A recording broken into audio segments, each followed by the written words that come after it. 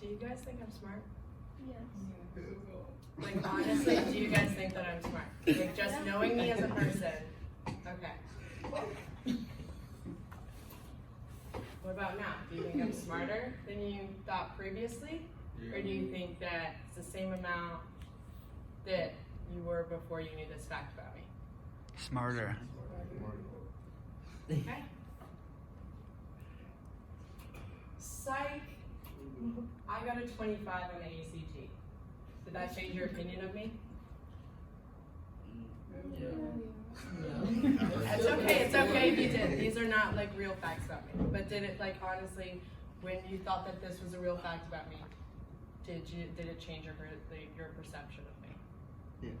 Yeah. Does this test have weight over how you view people? Interesting. So why do we still even have the SAT or the ACT if it's a test that we only take one time, well, not one specific time, but one portion of our life, right before we go to college, if we go to college? Well, the test was first used in the military in order to place people in different jobs.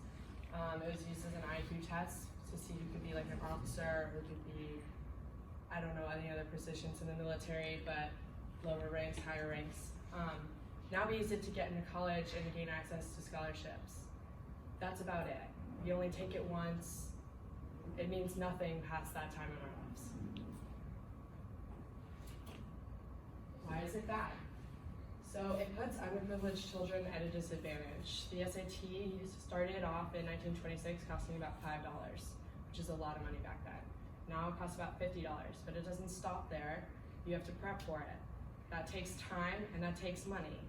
If you don't want to spend the money, it takes extra time because you have to do it on your own and buy a book and study yourself. If you are a person who needs to work to support your family, that's a problem. You can't do that necessarily. In my town, it costs about $100 per session for the SAT or the ACT.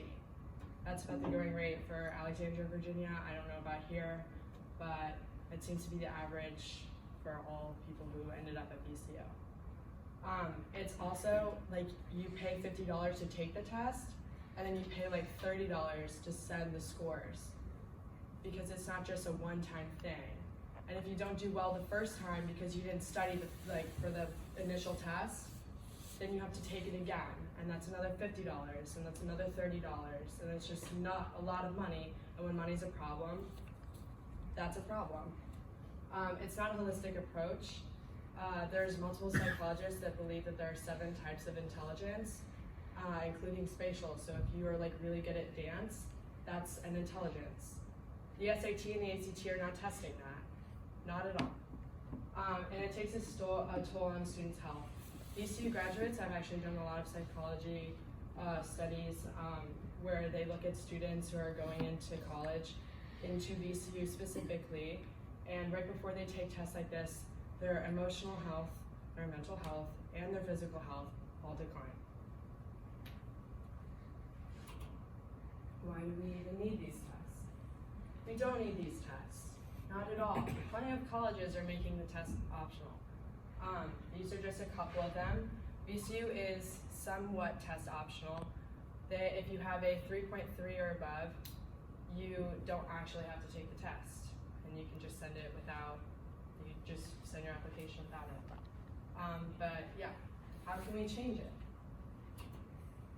We can write to VCU. We can say this is unfair to people who can't afford to be able to do this.